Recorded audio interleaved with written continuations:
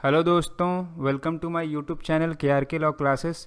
आज इस वीडियो में हम बात करेंगे अलीगढ़ मुस्लिम यूनिवर्सिटी के बीएलबी एंट्रेंस एग्ज़ाम के बारे में। मैं आज आपको बताऊंगा कि कैसे इस एग्ज़ाम की तैयारी करनी है, कौन कौन सी बुक से पढ़ना है, किस किस टॉपिक पर ज़्यादा फोकस करना है और कुछ टिप्स भी दूंगा जो कि आपको एग्ज़ाम की तैयारी में काफ़ी मदद करेगा। ये वीडियो उन स्टूडेंट के लिए ज़्यादा इंपॉर्टेंट होगा जो कि एएमयू की लॉ फैकल्टी में एडमिशन के लिए तैयारी कर रहे हैं और जो लॉ की फील्ड में अपना करियर बनाना चाहते हैं। तो चलिए वीडियो को शुरू करते हैं। सबसे पहले बात करते हैं एएमयू की फैकल्टी ऑफ लॉ की। यहाँ जो है टीचिंग ऑफ लॉ इंट्रोड्यूस किया गया था 1881 में। ये उस वक्त डिपार्टमेंट ऑफ लॉ था। उसके बाद डिपार्टमेंट ऑफ लॉ से ये फुल फ्लेज फैकल्टी में बदल गया 1960 में। यहाँ टोटल अभी 26 फैकल्टी मेंबर हैं और इस वक्त में यहाँ पर जो प्रोग्राम ऑफर किए जाते हैं वो हैं 5 साल का इंटीग्रेटेड बीएलबी कोर्स, 2 साल का मास्टर ऑफ लॉज यानी कि एलएलएम, डॉक्टर ऑफ फिलॉसफी यानी कि पीएचडी और डिप्लोमा कोर्सेज भी कुछ सब्जेक्ट में ऑफर किए जाते हैं। इसके अलावा जो है जो बॉयज़ एंड गर्ल्स हैं उनको जो है रेसिडेंशियल हॉल प्रोवाइडेड हैं। जो बॉयज़ हैं उनको मिलता है डॉक्टर BR अम्बेडकर हॉल और जो गर्ल्स हैं उनके लिए है बेगम सुल्तान जहां हॉल। बीएलबी कोर्स के डिटेल के बारे में जानें तो ये 10 सेमेस्टर का कोर्स है, मतलब एक सेमेस्टर जो है वो 6 मंथ का होता है। और जो अलीगढ़ मुस्लिम यूनिवर्सिटी के मेन कैंपस है वहाँ टोटल 120 सीटें हैं। इसके अलावा जो 5 सीटें हैं जो डिफरेंशियली एबल स्टूडेंट हैं उनके लिए अलग से रिजर्व्ड हैं। अगर वो बच्चे आते हैं तो उनको इन 120 से अलग सीट में रखा जाएगा। इसके अलावा जो मुर्शिदाबाद और मल्लापुरम का जो सेंटर है वहाँ भी 60 सीटें अवेलेबल हैं। क्वालिफ़िकेशन की बात करें तो इस एग्ज़ाम को देने के लिए एक स्टूडेंट को मिनिमम 50% मार्क्स जो है सीनियर सेकेंडरी स्कूल में होने चाहिए या उससे इक्विवेलेंट कोई एग्ज़ाम में उसके होने चाहिए। अगर उसने कोई ब्रिज कोर्स भी किया हो और उसमें भी उसका मिनिमम 50% मार्क्स हैं तो भी वो इस एग्ज़ाम के लिए क्वालिफाई करता है। टेस्ट सेंटर की बात करें तो टेस्ट सेंटर जो है अलीगढ़ मुस्लिम यूनिवर्सिटी का 3 जगह दिया गया है। एक अलीगढ़ जो कि यूपी, दूसरा है कोझिकोड जो कि केरला में है और तीसरा है कोलकाता जो कि वेस्ट बंगाल में है।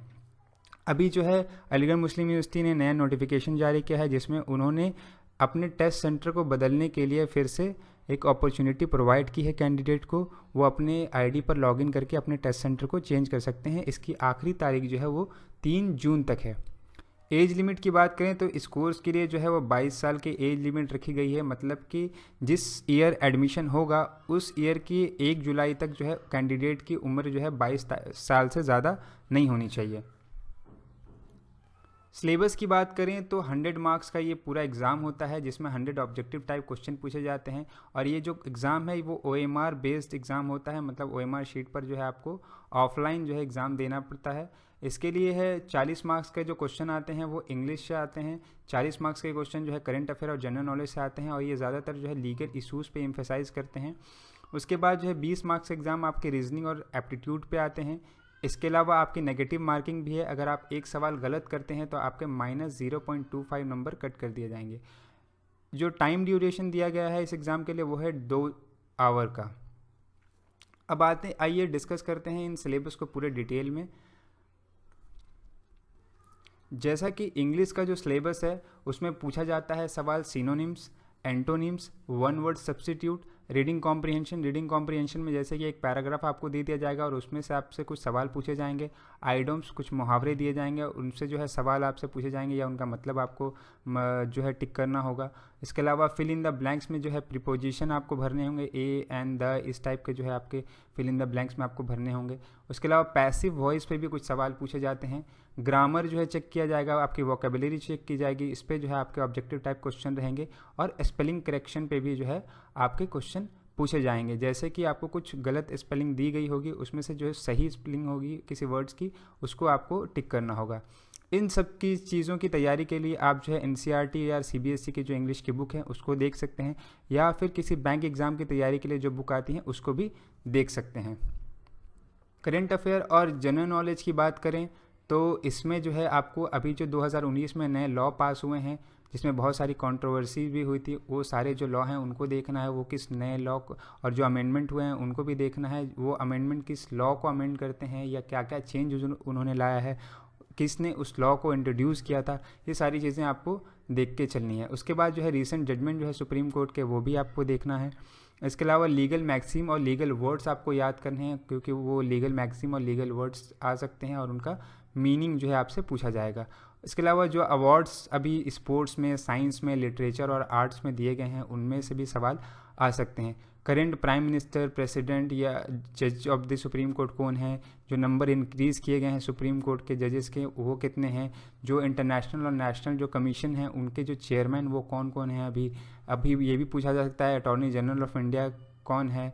तो इन सब चीज़ों पे भी जो है सवाल पूछे जा सकते हैं। इन सब को कवर करने के लिए आप जो है न्यूज़पेपर जो है लास्ट के 6 मंथ के पढ़ सकते हैं, या जो मंथली बेसिस पे जो है मैगज़ीन आती हैं करंट अफेयर की, उनको भी देख सकते हैं। उसके अलावा जो है बुक्स एंड ऑथर पे भी जो है क्वेश्चन आते हैं, जैसे कि आपको कुछ बुक्स का नाम दिया होगा और पूछा जाए कि इसके ऑथर कौन है। इसके अलावा कुछ बुक्स हैं जैसे इंडियन पॉलिटी, कुछ सब्जेक्ट्स हैं जैसे इंडियन पॉलिटी, हिस्ट्री, इकोनॉमिक्स, इस पे भी जो है सवाल आते हैं। हिस्ट्री में आपको जो है इंडियन हिस्ट्री से ज़्यादा सवाल पूछे जाते हैं, इसमें वैदिक पीरियड और मुग़ल डायनेस्टी, इनसे ज़्यादा सवाल आते हैं। ज्योग्राफी में जो है आपके जो है प्लैनेट्स, और फिर उसके बाद अभी जो साइक्लोन आए हैं या अर्थक्वेक आए हैं उनका क्या नाम है, किस एरिया में, इंडिया के किस पार्ट में आया है, इससे जो है काफ़ी सवाल आते हैं। इकोनॉमिक्स में जो है मैक्रो इकोनॉमी से सवाल पूछे जाते हैं, जैसे कि जीडीपी क्या होता है, नेशनल इनकम जो है या डोमेस्टिक इनकम, इनसे सवाल पूछे जाते हैं। इस चीज़ों को कवर करने के लिए आप जो है लूसेंट की जनरल नॉलेज की जो बुक हैं उनसे जो है आप पढ़ सकते हैं, उससे काफ़ी सवाल जो है बीएलबी के एग्ज़ाम में पूछे जाते हैं। रीजनिंग की बात करें तो रीजनिंग में कुछ पर्टिकुलर फील्ड हैं जहाँ से सवाल पूछे जाते हैं, जैसा कि न्यूमेरिकल रीजनिंग हो गया, letter reasoning, alphabetical, coding, decoding, substitution, blood relation, sitting, placing arrangement, direction और एनालॉजी, इन सब टाइप की जो रीजनिंग होती हैं इनसे सवाल पूछे जाते हैं। आप जो है ज़्यादा से ज़्यादा कोशिश करिए कि इस तरह की रीजनिंग के जो क्वेश्चंस आते हैं लास्ट ईयर के, और जो भी आपको सैम्पल क्वेश्चन मिले उसको सॉल्व करने की कोशिश करें, क्योंकि उससे काफ़ी हेल्प मिलती है एग्ज़ाम के टाइम जो क्वेश्चन को सॉल्व करने में। कुछ टिप्स हैं जो स्टूडेंट इस एग्ज़ाम की तैयारी कर रहे हैं उनके लिए ये काफ़ी इम्पॉर्टेंट है और ये उनको एग्ज़ाम के तैयारी में काफ़ी हेल्प करेगी। जैसे कि सबसे पहला है कि वो एक शॉर्ट नोट्स की कॉपी बनाएं, जो भी चीज़ें वो पढ़ें उनको एक नोट्स में लिखते जाएं। दूसरा ये कि हाईलाइटेड करते रहें सारी इंपॉर्टेंट पॉइंट्स को, या तो नोट्स में या तो बुक में, ताकि जब वो एग्ज़ाम का टाइम करीब आए तो उस पर एक नज़र मार कर उसको वो आराम से रिवाइज़ कर सकें। इसके अलावा जो है जितने भी सैम्पल क्वेश्चन हैं, जितने भी प्रीवियस ईयर के क्वेश्चन पेपर हैं, उन सबको सॉल्व करें। इससे उनको जो है एग्ज़ाम में टाइम मैनेजमेंट में काफ़ी आसानी होगी। इसके बाद है कि प्रैक्टिस करते रहें जितनी भी रीजनिंग है उनको, क्योंकि रीजनिंग का बस एक ही मेथड होता है सॉल्व करने का, कि उसको जितनी ज़्यादा से ज़्यादा हो सके सॉल्व करें। रीजनिंग सॉल्व करने से आपको एग्ज़ाम के टाइम में जो क्वेश्चन आएंगे उनको भी सॉल्व करने में बहुत आसानी होगी। और आखिरी ये है कि आप नेगेटिव मार्किंग से बचें। जब तक क्वेश्चन में कंफर्म ना हो आप, तो उस पर उसको टिक ना करें। नेगेटिव मार्किंग जो है कम लगाएं और तुक्का जो है कम लगाएं। जितने ज़्यादा से ज़्यादा हो सके करेक्ट मार्क्स को ही जो है टिक कर आएँ, क्योंकि नेगेटिव मार्किंग जो है स्टूडेंट्स के काफ़ी जो है मार्क्स को कम करने में जो है एक रीज़न बनता है इस एग्ज़ाम में। तो दोस्तों ये था आज का हमारा वीडियो। उम्मीद करता हूँ इससे आपको कुछ नया सीखने को मिला होगा।